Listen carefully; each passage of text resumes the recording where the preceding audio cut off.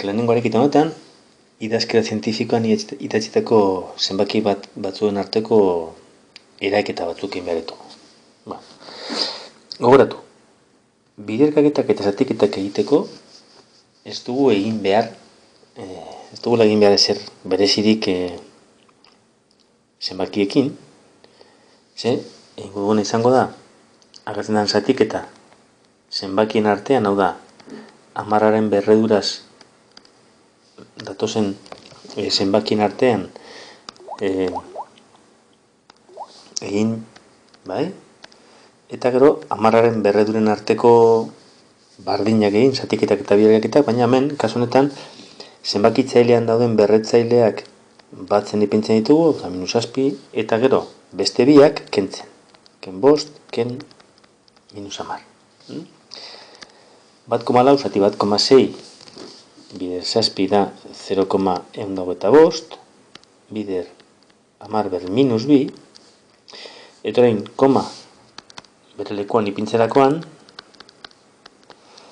zenbaki handitu dugunez, berretzaileari kendu behar diogu, emondako saltu kopurua badenez, -2 ken bat, -0. Vale? Eta bestia, bigarrenean,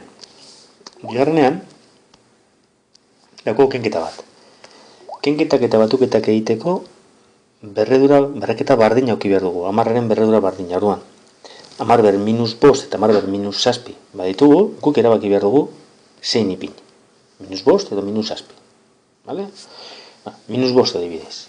5,5 bider 10 ber -5, ken.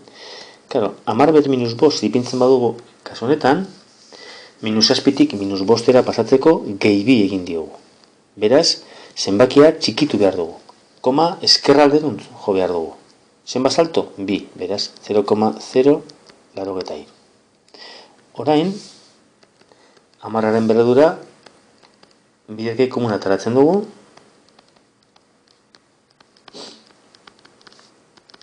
Eta kenketa hori egiten da.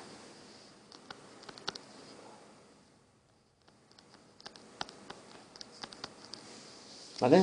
Beraz, amaitzen ariketa.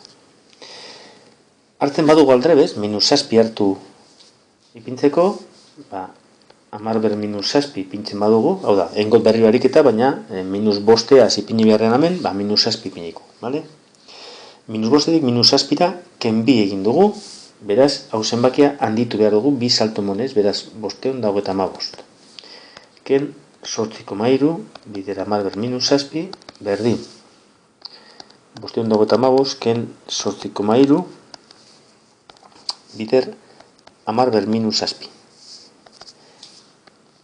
Honek moten dau 526,7 bider 10 ber -7, eta orain, koma, ona ekarriz, txikitu itzen dugu zenbakia, 5,267, beraz, berretzaileari gehitu behar digu 2, -7 gehi 2, -5. Beraz, leku berdinera jagatzen da.